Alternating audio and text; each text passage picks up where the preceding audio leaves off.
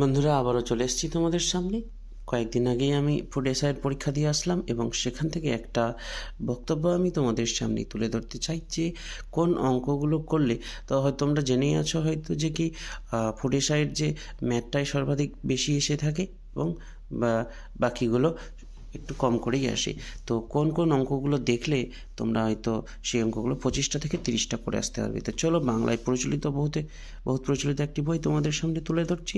সেগুলো হচ্ছে কি কম্পিটিটিভ ম্যাথামেটিক্স চ্যালেঞ্জার সুবীর দাসের। সেখান থেকে তোমাদের দেখাচ্ছি যে কোন কোন অঙ্কগুলো তুমি করলে হয়তো তাড়াতাড়ি 25টা থেকে 30টা করে আসতে পারবে।